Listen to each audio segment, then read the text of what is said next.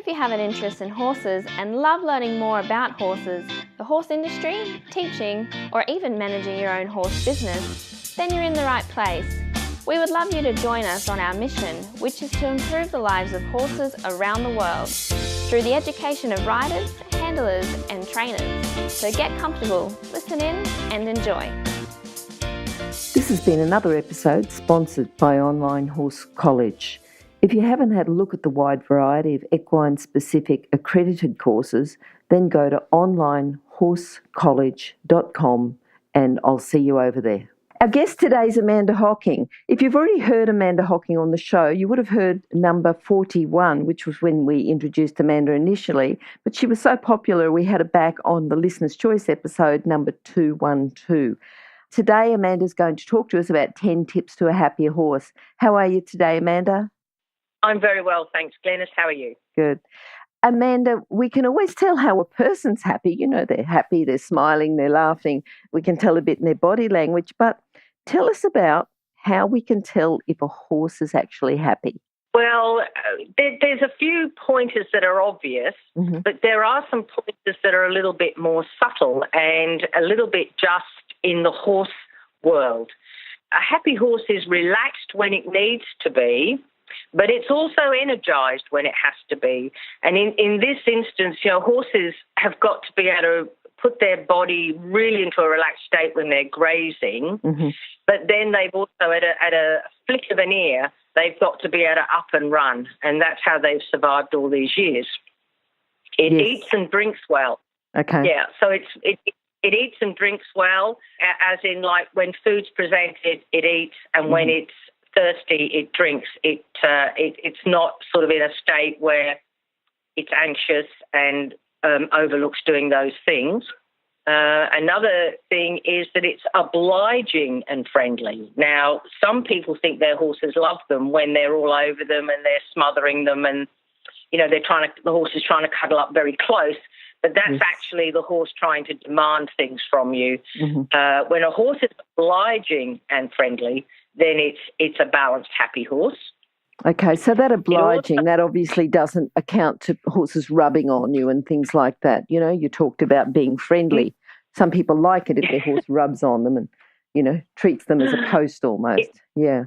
That's right. And whilst it's rather, you know, nice if your dog or your cat does it, actually do it when they're trying to dominate you. But horses trying to push on you like that, it can lead to some unwanted behaviour, but it also is another way of trying to dominate you. So obliging, they hold their own space, but they're, you know, interested in what you're doing. Okay. Yes. All right.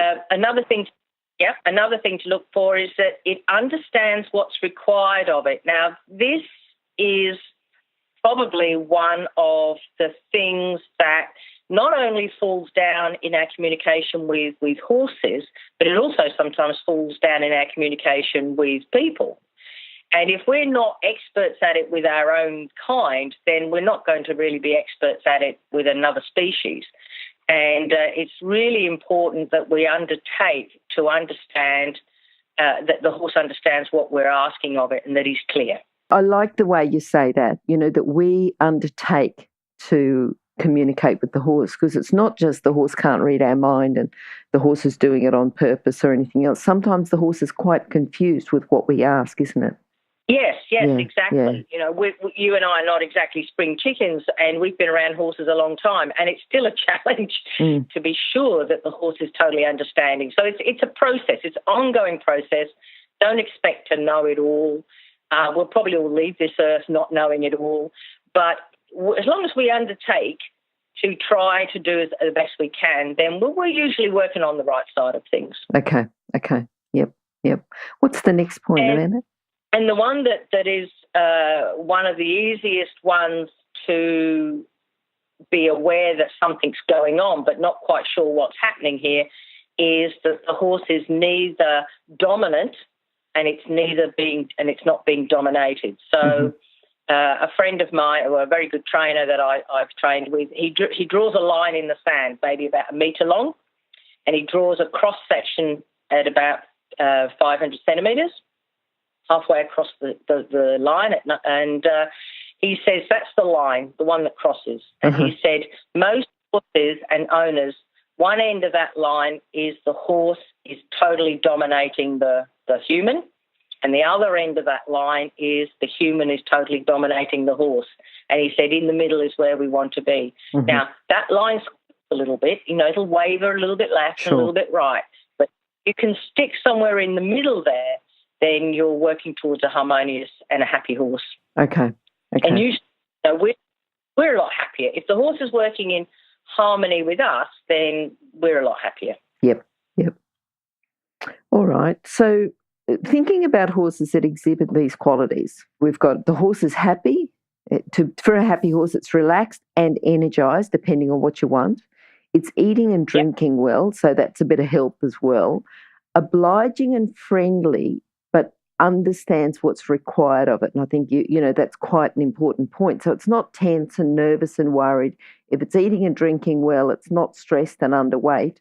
It's neither dominant or dominated. What we're going to talk about now is the 10 tips to get that horse to that happy spot. And even if you can put a tick box on all of the above, you can still go through and listen to these tips, because I'm sure you'll pick up a lot. I think Amanda's, had horses and trained with horses and done a lot with horses for quite some time. I think when she talks about the 10 tips to a happy horse, I think she's well versed in this and, has a very good understanding of how to get your horse happy. So what's the first thing that we can do to get our horse to be happier, Amanda? Well, in my point of view, number one is training on the ground. Yes. And because I came through the horse industry, I started off a working life as a groom. I was a coalface, all right? Often, especially as I started in England, often the riders themselves don't spend a lot of hands-on time with the horses. And we're the ones that had to get them fed. We had to prepare them. We had to, do all the clipping and the feeding and et cetera, et cetera. And if the horse had issues, then we're the ones that were either going to end up sort of munched up on the wall in a sort of ghastly mess. Yes. Or, constantly having to tell the horse off for doing things. And I worked out very early, if I was going to survive this trip, I had to have some really good rules and regulations about handling the way the horses are handled, so that they appreciate me being around them, so they're not scared of me, but they also respect that I'm a lot smaller than them, and therefore, I have to be looked after a little bit that way too. So whatever discipline you partake, from the moment you take over as a carer for that horse, your role is that of a benign dictator. So your word is absolute. Okay. It doesn't mean beat them up, but your word is absolute. And one of the things that it's gradually starting to take a groundswell here in Australia, but we're not short of good trainers for training on the ground. And, we can tell a horse has only got to walk off the float, or some of them come off the bus. Yes. We know straight away whether that's had any decent training on the ground or whether he's, very green at this sort of thing, and we're going to have to do a bit of work with him. Yep. Okay. No, I think that's good. Yeah. So the groundwork sets up the precedence for a workable relationship that's based on mutual respect. Your horse, you teach the horse patterns of behaviour that will keep you and your horse safe. And, there's been a few times in my life where something's happened outside of, away from my horse and me, but because my horse was controllable in a very tricky situation, it didn't all turn to custard and everybody ended up okay. So I'm really thankful that we spend the time doing this. You communicate in a language that the horse understands. Now, you can't do effective groundwork unless you understand what some people call horsese. You have to be able to speak the language of the horse. Well, the horse has to be able to understand you as well, don't they? It works both ways. Yeah. Can communicate to a horse in a language he understands, which a lot is body language, which you've mentioned before. And if we know what a horse is intimidated by and what he respects, then we can choose the way we work around him so that he learns to be, oh, okay, this is my boss mare. I know I've got to do as I'm told. That's okay. She'll look after me. Yes. Of course, that if you're trying to, for instance, if you wanted to show a human being that you really weren't very happy with it, you would either shout at it, or some people would even, a bit of slapping perhaps around the face, something like that. That's a really agitated human telling another human they're agitated. Mm-hmm. These are two totally alien things for a horse. They never attack each other around the face if they want another horse to understand what they're asking. And they certainly don't shout at each other. Yes. So it's... you usually try and communicate to your horse with either of those two mannerisms, you're going to have a really bad result. Mm-hmm. So it's ways to understand how a horse learns. The exercises available through groundwork are very natural for the horse, yet they're very, very often alien to humans. So you need to work with someone who's skillful in this area. And I think that's a key point there too, Amanda, is to work with someone who's skillful to get the knowledge. It's easy to get a bit mixed up yourself and do things the wrong way. Oh, absolutely. This is not something you read a book and then go out and practice. You have to have hands-on experience with another. And I've put a few names here, like I think most of us are familiar with Steve Brady. Down in Victoria, we've got David Simons, Cody Rawson-Harris, Ken Faulkner, and, of course, the one that's probably had the most written articles is Andrew McLean from the Australian Equine Behavioural Centre. So we're very lucky he lives just down the road from us. Yeah, we've had Andrew and David both on the show as well, so they might want to have a look and find out a bit more about them and what they're doing. Yeah. Yeah. So that sort of covers... one thing that I really liked about it is that you can...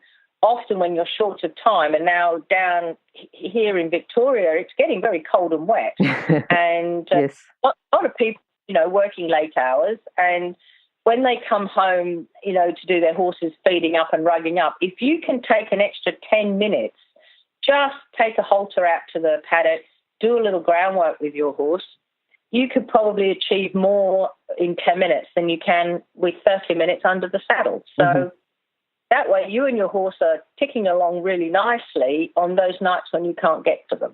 Yep. All right. Now, what about training from the saddle? If we want to have a happy horse, we still want to be able to ride them, or what can we do with riding the horse and training from the saddle? Yeah, and I've included driving as well because I teach a few drivers. Sure. And they have exactly the same needs that we do from the saddle. And I always go back to the universal or the German training scale as my go-to place for a lifetime of guidance. It's also great to have horsemen and women who use this training scale as your mentors. And I would say that training from the saddle is first and foremost, find yourself a really great coach. Mm-hmm. And there's a difference between a great coach and a good coach. A good coach takes you where you want to go. A great coach takes you where you don't necessarily want to go, but should. Yes, I think a great coach has got a good idea on boundaries and knows when to just push those boundaries a tiny bit as well. Yeah.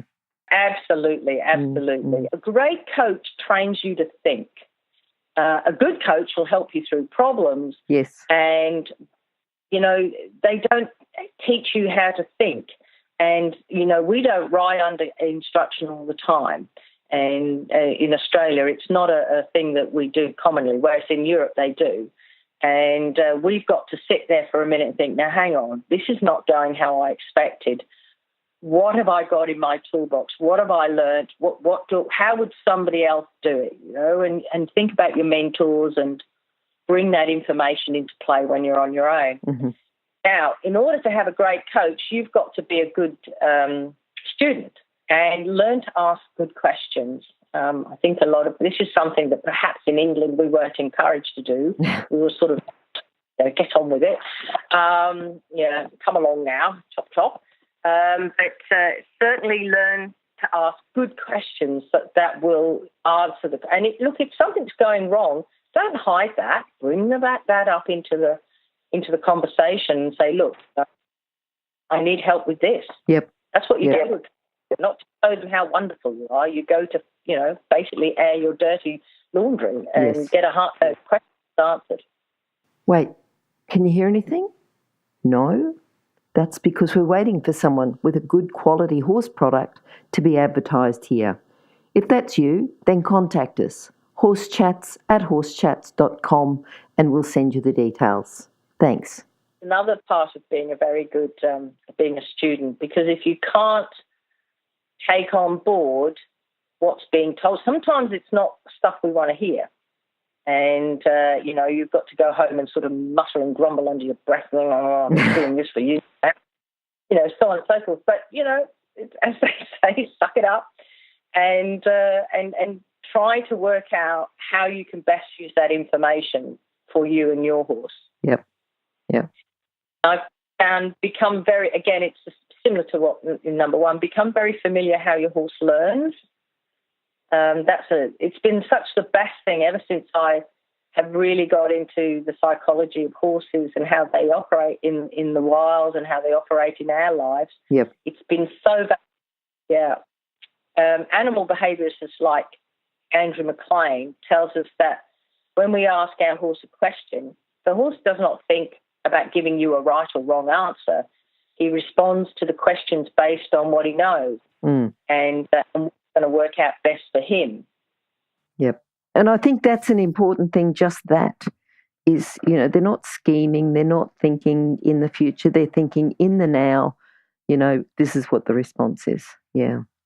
Yeah, because they're flight animals. Yes. And one of the interesting things that science has now proved that when a horse gets to a point where he's thinking about fleeing, he cannot learn.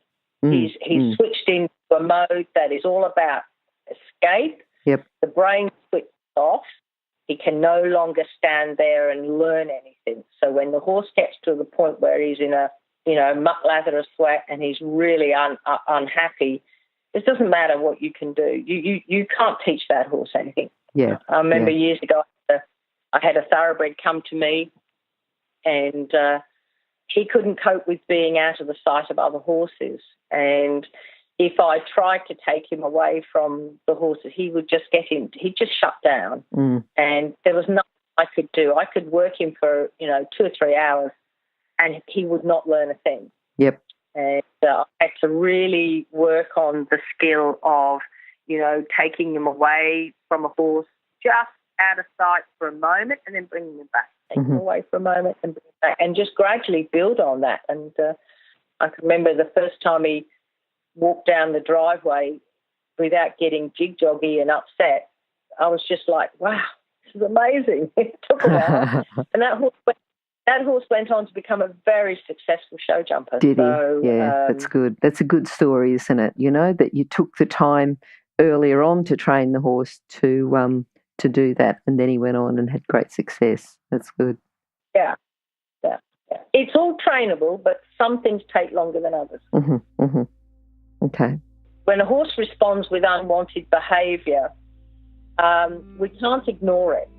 Okay, it's a little bit the fashion these days with training of, bit of a rough word to use for children. But when you're trying to bring your children, it's a little bit, ignore the bad behaviour, respond to the good behaviour. But animals are a little bit different. And when a horse responds with unwanted behaviour, you have to very quickly suggest that he tries looking for another answer. So you don't punish them, but you just respond with asking again, because actually the horses like for you to leave them alone is a reward. So if you ignore bad behaviour, you're actually kind of saying, well, it's okay, keep going with that. They might just think that's what you wanted in the first place if you Exactly. just ignore it and leave them. Yeah. Looking for you to stop asking them something. Yes. That's the whole way to learn a lot. And if you just ignore bad behaviour, then you're rewarding it in a way. So try to respond quickly in a way of saying, well, I'm going to ask you again. Yep. I'm going to ask you again. And the horse stops for a moment and just tries to think, then you reward that. So you can see saying, okay, I'm not giving the right answer here, what's being asked, Yes. that's when you alone time to think. Okay, so it's a little bit different to how humans respond. So we need to align ourselves with people who can show us this. Yep, that's good. When your horse says no, you've either asked the wrong question or you've asked the right question in the wrong way, and that's just the way horses are. Yep. As a trainer, you to reward all the efforts that result in wanted behaviours, and sometimes it can often be just the tiniest flick of an ear. But if we reward that, then it'll turn here, and then it'll be a look from the horse, and then he'll turn and face us. And this, a flick of the ear eventually will be a horse that walks up to you and says, hey, I'm your friend. Yes. But it starts as tiny and in the ear. So we have to be really, it's not what we're used to. That's what shows a trainer that has got some talent and some abilities. They pick up on these tiny, tiny little cues, isn't it? Yeah, that's right. Exactly. And I think that everybody has the potential to become that trainer if they're prepared to work with people who do that and say, well, there's a beautiful story about Bruce Lee, the Kung Fu trainer, and he had this young fellow come to him who was very athletic, and he said, Bruce, I want you to teach me everything you know. I'm already successful in what I do, but I want you to know. And Bruce picked up 2 glasses. One was full of water and one was empty. And he put the full glass of water in front of the young man and he said, this is you. And he said, until you can learn to become over here like the empty glass, I have nothing. Okay. And some have to go to a coach and we have to pour out our glass of water and become an empty vessel and accept that, we need to put some space there for these people to put their information into us. So we have to give up some things in order for them to show us the way. Yes. And I think that's human training, isn't it? To be open, to be able to accept those ideas, to then become a better trainer, better horse trainer. Yeah, absolutely. And mistakes, just be prepared to make them. It's just the way it is. It's not, for some reason, there's a little bit of stigma about making mistakes, but really it is the way to learn, and be prepared to make them. Don't get hung up on them. A few times I've done things with horses that I've sort of thought, well, that wasn't a very smart move, and I've worried about it. But really, horses are very forgiving. They seem to understand that we're a lot slower than them, and they kind of go, okay, just try again. We'll see if we can give that a go. So don't get hung up on the mistakes. Keep working on it. Yep. There's a great quote from the author of the Narnia series, C.S. Lewis, who says, you can't go back and change the beginning, but you can start where you are and change the ending. And that's always fun. Yes, that is a good quote. Yeah. So we've talked about training on the ground and training under the saddle. What else can we do? What other tips can we use to get happier horse? So, like us, horses are rather fond of their comfort. As I think I've mentioned before, when we're training them, if we can show them that if they give us an answer we like, we leave them alone. One of the mistakes that I see frequently, especially in dressage, it's not so often in show jumping or cross-country work, but in dressage, people go, they ask a question a couple of times and then they get a really good answer. And then they go, wow, that was amazing. Let's do it again. Yes. And then, they teach the horse to resist because the horse is saying, gosh, I keep giving you the answer. Why am I not getting off the hook here? And you've got to understand, horses learn by you leaving them alone. So even if you just, drop the rein and walk off or change the exercise, do something different, the horse starts to pick up on patterns of what you want. So you've got to work on, horses share our love of comfort, and they can actually learn a lot by just working out how not to be uncomfortable. As the carer, we're responsible for the comfort of the horse, and that includes the training from the ground and the saddle. So we teach them how to find a comfortable place. Then we look at the other parts of his world, which is equipment. Nowadays, there's an absolute plethora of information out there about well-fitting saddlery and bridles. And if you're not experienced, that's what your coach or your saddle fitter can help you with and show you how to fit your equipment correctly. Look for the kindest bit that gets the job done. Now, there's a little bit of fashion going on in bits. I think it's always been a little like that. And, we try this and what works for that horse will obviously work for everything. Well, it's not quite that. What we should be doing is looking for the bit that gets the job done. And Tom Roberts' books, they're oldies, but you can still get them. And they've got a lot of great information. I remember one that I first got when I first came to Australia. It's called Horse Control in the Bit. And it was just a great book. And it's still available, and, you can get it on Amazon and places like that. I think if you go to Horse Chats, and if you just go to horsechats.com/books, or just go to horsechats.com and search for Tom Roberts, I think you'll find the how to get that book. So, yeah, there are a couple of books there. Yep. Oh, that's great. That's good. And then you've got your own personal equipment. So by personal equipment, I mean a stable and independent seat, quiet and feeling hands, steady and encouraging legs, and a voice that is quick to reward.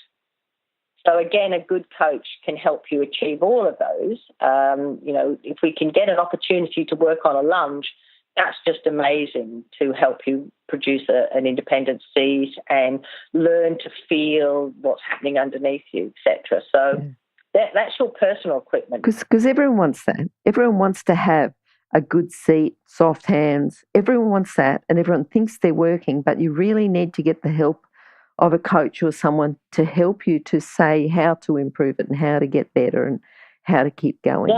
Yeah. We're lucky down here. We get visited by Tanya Mitten quite often, and she's good. Super. Yep. And another guest on Horse Chats. That's right. Yes. Yeah. She's super. And then if you can work with coaches that understand that sort of anatomy of both you and the horse, it's just brilliant. Absolutely brilliant. Yeah. And there's the more physical side of their comfort, things like floats and trucks that allow for good ventilation and a quiet and solid and safe journey. I've had a few horses arrive in this rattly, sort of noisy piece of wood held together with baling string. And, that's not conducive to a quiet, happy horse in travelling mode. Yep. And just the safe and solid paddocks, yards, tie-up places and stables. So, if you adopt an attitude, well, if a horse can get himself into a tangled trouble, he will. Yes. So just put there on the, the safe side of tie-up areas and footing and gates and things like that. Yeah. Good. So that helps make you and him more relaxed. If you're an equestrian coach or a horse riding instructor, or even if you aspire to be one, have a look at the free video series for horse riding instructors on the Horse Chats website. Go there now. Have a look. horsechats.com. All right, so that was number 3, and that was about the comfort of the horse. The next one you've got is companionship. And just tell us a bit about the horse's needs of a companionship and, whether you have them as part of the herd or, talk about the relationship there. But I think if people understand about the companionship a horse requires, that's going to help make their horse happier as well. Well, in a perfect world, if we were going to keep domesticated horses, we would keep them in a very large paddock that had undulating terrain and beautiful, little creeks running through it and lots of trees and cows that they can, play with and scratch and have relationships with. That's in an ideal world, but then we start thinking perhaps more into the area of competition horses where we have to keep them maybe rugged and they're shod, so on, as some horses eat more than others, so on. So this starts to make that scenario difficult. And we then have to adapt what we're asking the horse to, the way we keep our horse, so that he can still feel that he has companionship, but perhaps isn't tearing each other's rugs or threatening each other, kicking or pinching food, things like that. Yes. So you need to try and keep suitable companions within sight. There's nothing more devastating for a horse to not be able to see other horses. I mean, even if it's just a bit of a dot on the horizon, it's something. So if you can try and keep the horses in sight of each other, that is very helpful. Yeah. The number one cause of illness or death with performance stallions is the stress from the lack of companionship. And of the three horses we deal with, we've got geldings, mares and stallions. The stallions are the ones who need companionship the most. That's an interesting statistic there as well about the number one cause of illnesses and death, isn't it, for the stallions? Yeah. Yeah. Okay. You go to a place like Vorendorf in Germany, which is the big breeding barn, and they have 200-odd stallions there, all housed together next door to each other. They're run as colts until they're 3 years old. They all run in the same paddocks as colts. Yep. Then they have to rug and everything, so they put them into separate stables, but they can constantly touch each other through the bars. Yeah. So talking to each other through the bars. And if one goes out, for whatever, goes to be worked or collected, his mate will call after him. And they none of them, there's no nasty, there's no ears laying back. That was what I noticed. Yep. When one horse gets let, none of the other stallions lay their ears back. They might chat and nicker, but they'll never lay their ears back. That's interesting. Sometimes you go to a barn here in Australia and they're mares and geldings. There's no stallions, and the horses are savage to each other as they lead them out. So that's telling you the balance isn't right there yet. Yes, yeah. Because if you go back to what you do want, the horse is neither dominating, they're obliging, they're friendly. There's not the stress there that's associated with the ears back and the problems that you're talking about. Yeah, that's right. So when you're housing horses and try to use sharing facilities if possible, either paddock together or within sight of each other, next door to each other, but always put two fences. Horses always get into trouble across fences. They're actually safer in together than they are one fence between them. Yep. Allow touching or mutual grooming whenever it's safe. We saddle our horses all up together and they all stand, they can stand each other's space, they can rub each other, they've got, they keep putting their bottoms to each other. There's never any arguments, kicking, fighting. There's never anything. They're like a bunch of old men, honestly. They're terrible. They're always leaning on each other and chatting and scratching. So we've never had a problem in the shed, and we've done that for 30-odd years. So okay. We allow that. But the main thing there, the only person who's going to get into trouble is the people, humans. Yes. So they have to be. Sometimes the horses will lean on each other and you could get, leant on in the middle. But that's the thing that we worry about. Travelling, again, is sharing. Very rarely do horses hurt one another when they travel together. So we don't really like to have lots of partitioning between them. Again, if the horse is feeling that he needs to protect his space and by attacking another horse, the balance is out somewhere else. And usually if you address this groundwork and socialising, the horses will give that up. It's interesting. The more groundwork you do, the better they play together. Okay. If we really are they will attach themselves to goats and cows. Yes. Okay. Like that. So goats, they're the next best. If there's nothing else, probably pretty good. Yeah. And you do hear some good stories for horses with different animals, goats, dogs, cows, sheep. And sometimes too, you'll find a horse that's got a travelling goat that goes with it to places. Yeah. I think goats are better than ponies, I must admit. Shetland ponies, I think often they turn out to be more trouble than the original horse. But okay. Goats are slightly more managed. Yeah.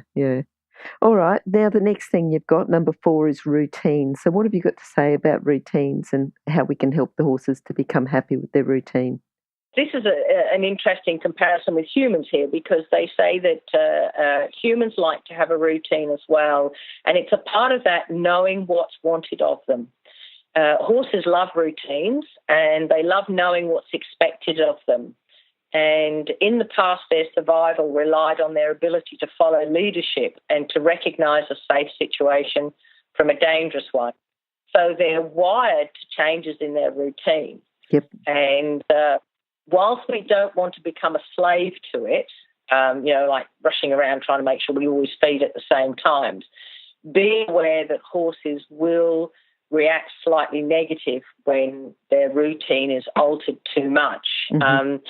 And we deliberately leave our horses out in the paddock every now and again. Yep. Normally they come into what we call walk-in, walk-out yards where they can see each other and touch each other. But every now and again we leave them out so that they're not completely tied into this routine of we go in, we go out at night. Yep. Because what often happens there, I learned that horses will hang on the gate. They'll hang around the gate all from about 3 o'clock, especially from about 3 o'clock onwards. Oh, yes, waiting for feed, yes. So now ours have learned, I've noticed, because we keep turning them out at least once a month, they go out for a couple of nights. And I've learned now that they wander up about 4:35, mm-hmm. check out to see if anybody going to come and get them. And if by 5:30 nothing's turned up, they wander off again. And that is probably a way that we prefer them to be a little bit like that. Yep. So that they're not reliant on it and they're not reliant on us quite so much. Uh-huh. But remember, like us, they get hungry. Their gastric juices will start to alter a little bit when they know there's a meal coming, so on and so forth. Horses that have to be stable 24/7, really, I think in this day and age, I think everybody has accepted that they must have hay ad lib. Yep.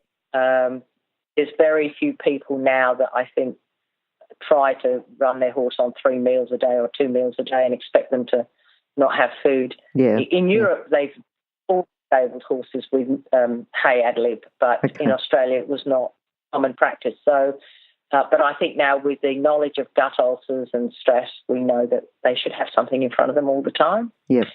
So that's sort of bringing us on to the feeding now anyway. Yeah. So we'll... Yeah. That brings us nicely. Yes, it does, yeah. So when we were sort of little children and a part of the pony club system in England, I think we all got sort of thumped over the head with a feed bucket, and we all had to learn the 9 rules of feeding. And again, it's an oldie but a goodie, mm-hmm. and it pretty much covers all the variables that if you stick within these 9 rules of feeding, you pretty much are, set for life. You're unlikely to make any mistakes with feeding. And so whilst I won't sort of relate to them, say them now, it's quite easy just to Google them.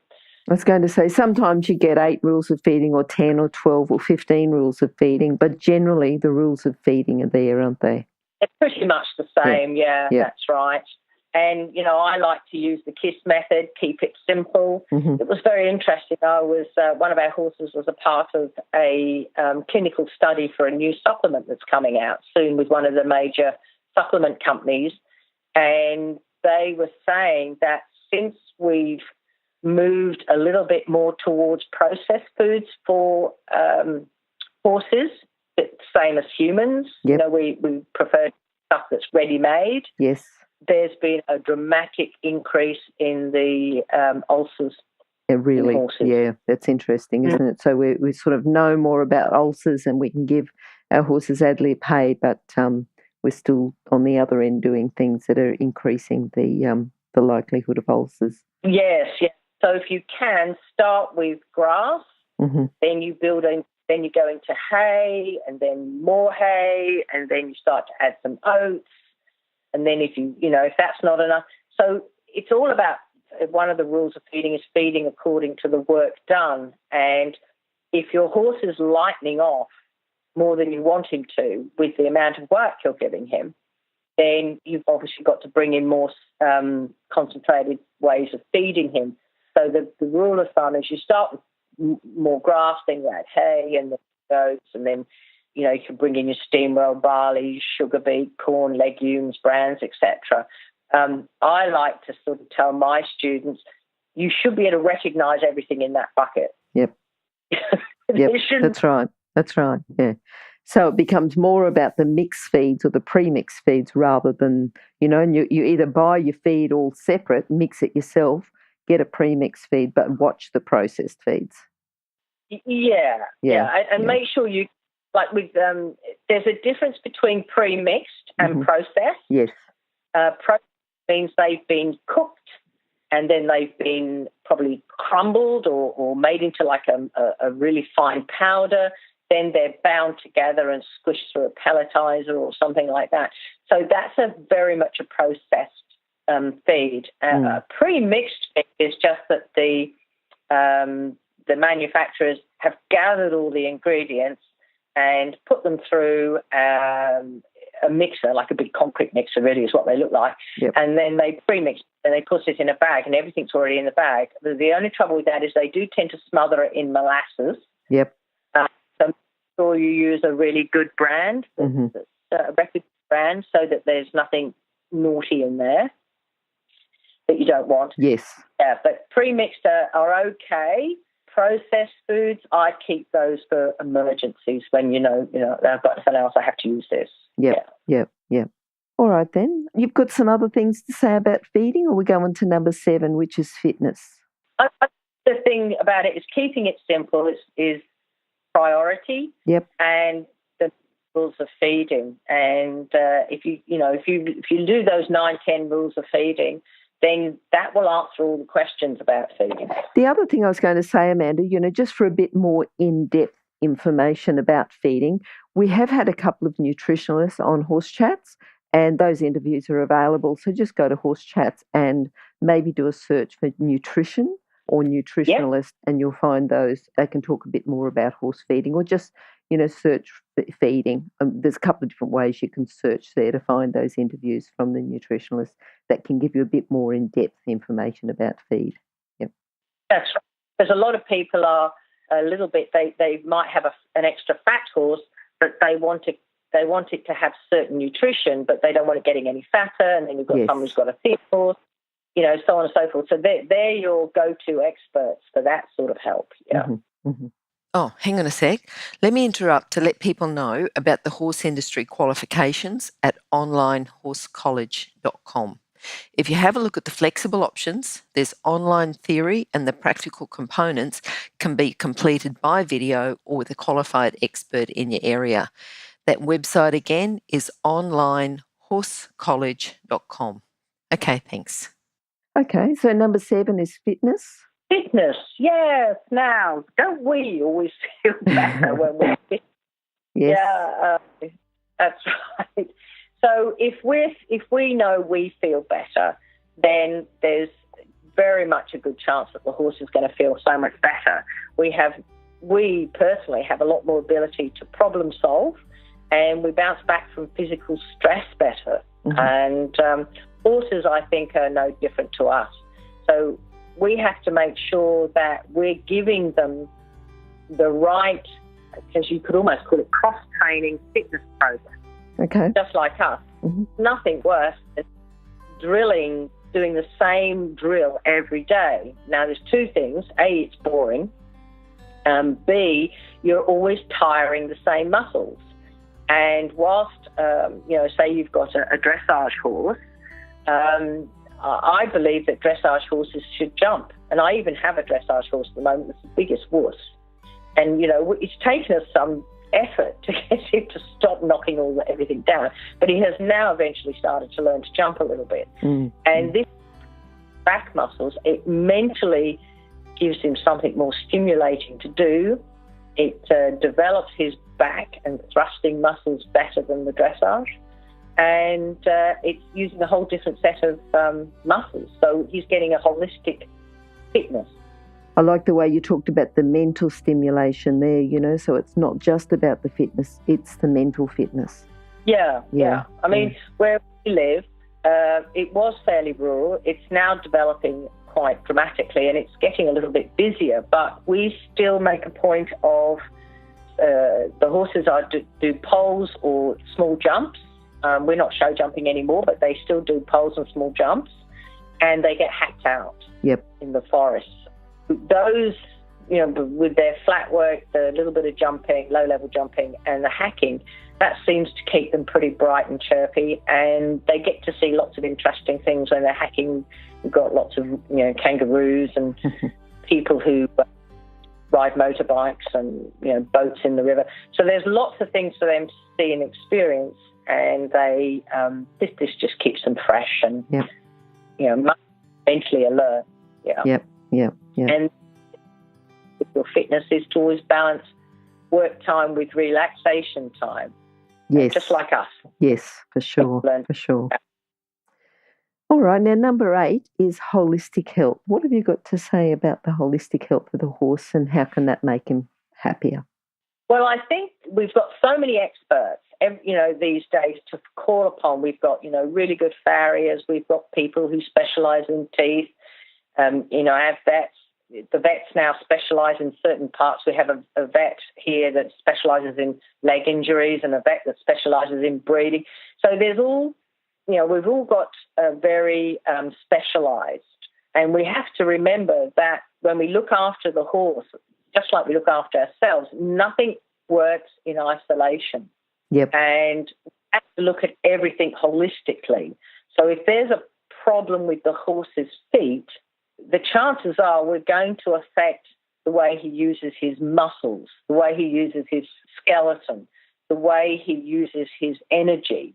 And if there's any pain involved in any of those things, we're then also going to bring in mental health as well. So under holistic health, I like to think of care of the feet. We'll start at the bottom and work our way. The care of the feet, there's nothing worse for a horse to have feet that are hindering his path or causing him pain. And then there's external health, which is gut ulcers. It's huge in this country. It's absolutely huge. And we really just assume your horse has got them. They may or may not be active, but they're probably there. So always keep a mind for that. Then we've got parasites, of course, and care of the teeth and care of the respiratory system. Okay. Sort of takes us back to the comfort too, doesn't it? You're talking about the equipment and, everything else, but the holistic health, it's still part of the horse's comfort. Absolutely. It's probably a very important part, which is why it needs to be a separate one, but very important. And I know of people who are extremely good at looking after the horses holistic, like they're very good at looking after the health. They're absolutely obsessed with looking after the health of the horse, but they then have lost the balance of the fitness. Then they lose balances of, they're very good at training from the saddle. This is very much a European way thing, is that they're very good at training from the saddle. The discipline and the training is, amazing. And then the horse basically walk over everybody on the ground. It's every part of the puzzle in place. And with the health care of your horse, it's the same. So care of the feet, internal health, then external health, skin and eyes, because they will tell us a lot about what's going on inside, but not everything. Yes. And mental health, which gets back to go back to 1, 2, and 3. Yeah, for sure. Yeah, the mental health of the horse is being well catered for as well. Yeah. So, Amanda, just bringing us up to number 9 here, you've got set smart goals. Just tell us a bit about how that can affect the horse's happiness. So we've spoken a little bit before about how horses really don't operate in the past much, and they don't operate in the future very much. They live in the now. And so they really set goals, and they don't plot and plan like we like. Yes, it makes a good story though, doesn't it? My horse was plotting against me. That's why I fell off today. He plotted against me about this last week. Yeah. Yes, that's right. Yeah. So horses live in the now, and goal setting is not really on their agenda. However, we humans do seem to operate better when we set clear and realistic goals. the horses are usually quite happy just to come along the journey. It's okay. Yep. I'll come along and play. Sounds like a bit of fun. So as long as we keep it fun, they'll keep engaging with us.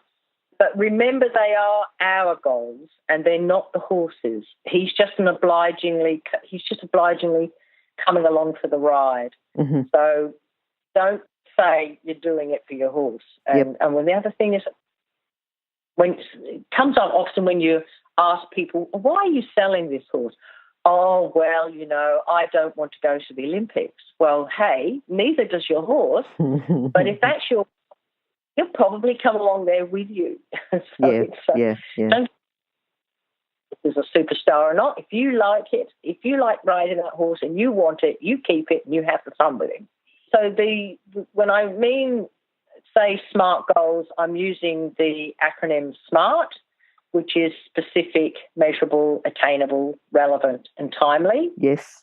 And there is, did you say you've done a chat with Tanya? Yes, I have, Tanya Mitten. That'll be on horsechats.com/Tanya Mitten. Right, so I'm sure she would have spoken about setting SMART goals too. Yes. And maybe Kerry Mack, she's another one who talks very well about it, so I won't. I think we've had Kerry as well. Yeah. Yeah. Well, they're experts in the field, and it's brilliant what they have to offer. Mm-hmm. So when you make your horse-related goals SMART, you have to do this without an attachment to the outcome. Mm-hmm. So I'm relating this just a little bit to how we make our goals around horses. So if you make the statement, I will be happy when my horse can do X, that has a strong attachment to the outcome of the goal. You're saying that your happiness relies on the horse providing you with something. Yes. Now, happiness is an emotional state of mind that we can choose in any moment of time. We don't have to get permission from our horse or from anybody else that, you can be happy when I do this and you can be happy when I do that. You really don't have to rely on anybody else, and certainly not your horse, to provide you with happiness. However, the statement, I will be ready to compete at Y level when my horse can do X, that is the beginning of a SMART goal. Mm-hmm. Does that make sense? Yeah, I think setting SMART goals is almost a chat in itself. We could go into it and drill down quite a lot more with the goals. Yeah. Let's digest that a bit, and we might get to come back and talk about that a bit more. And if we can move on to number 10, which you've got as practice mindful horsemanship. And I think about that, and I think about those 3 words is a good way to go into any sort of communication with your horse. Yeah, so if you can talk about that, that'd be good. So I'm in a very lucky situation that I work full-time with horses, and I don't often have time restraints on, especially if I'm handling a new horse.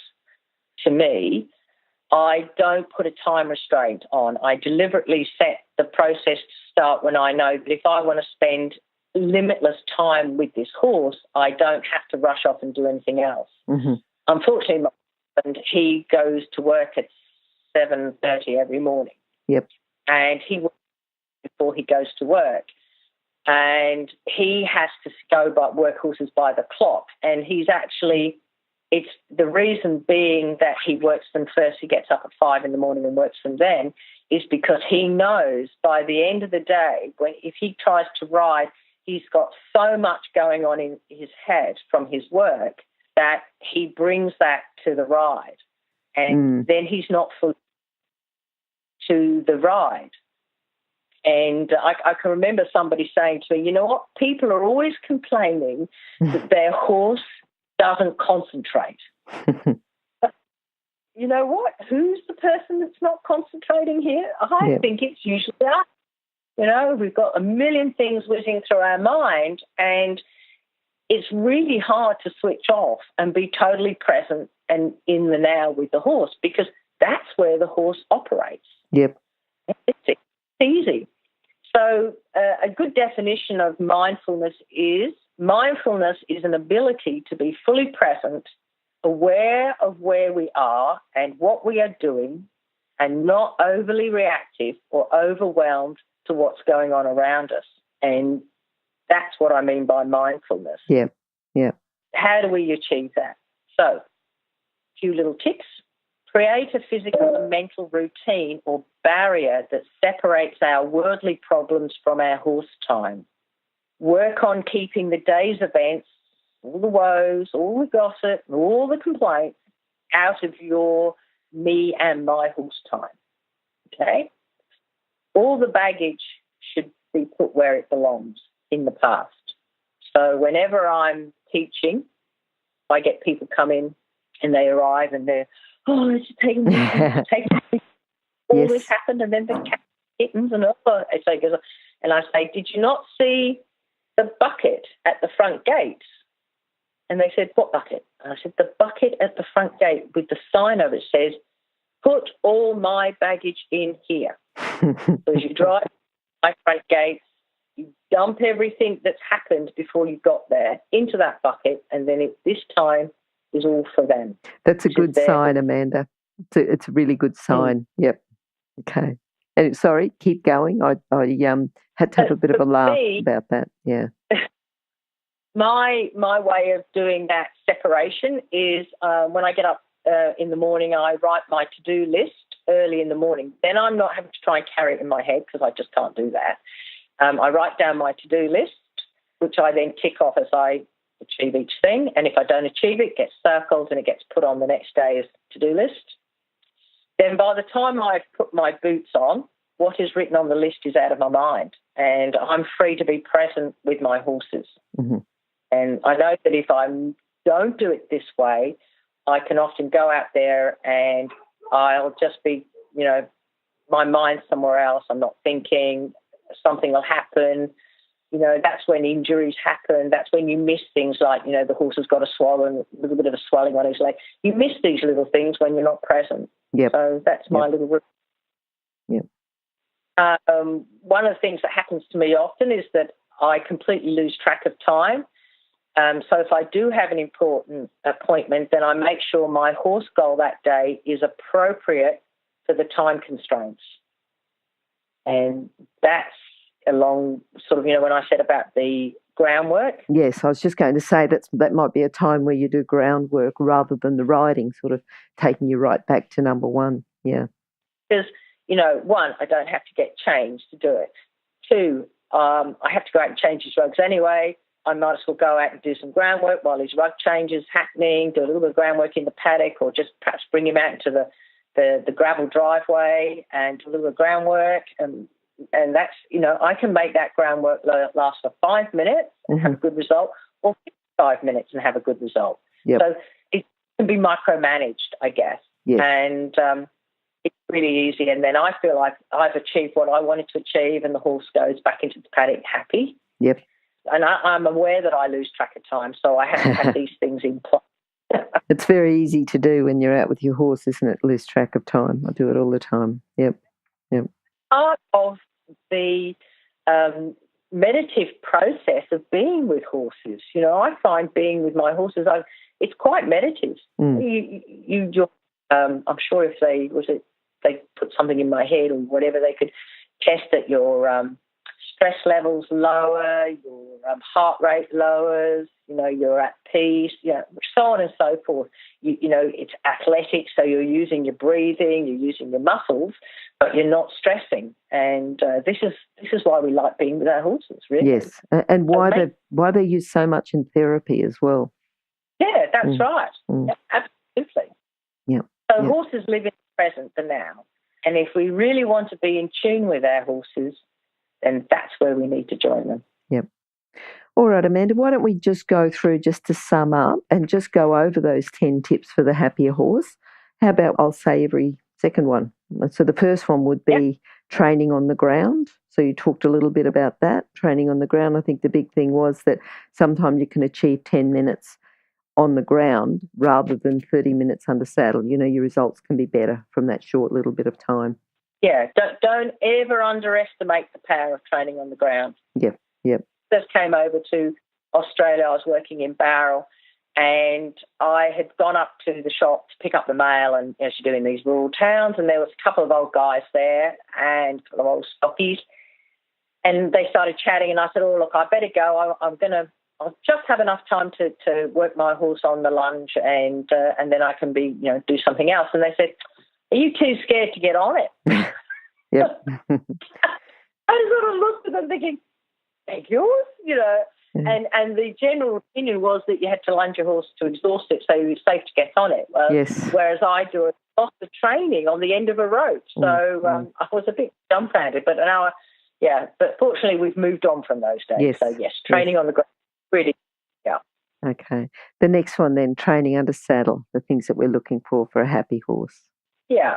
So it's about just filling yourself up with as much learning and, go and rub our shoulders with those who you admire, use great mentors.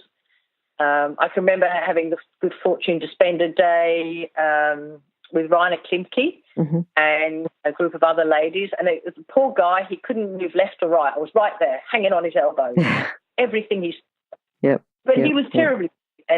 And he answered all my silly questions, and then the questions got better towards the end of the day. I say improved. So just go out there and, go up and ask questions. Yes. The next one was comfort. And you did talk about equipment, bits. You talked about personal equipment, paddocks and floats, just to keep the horse comfortable.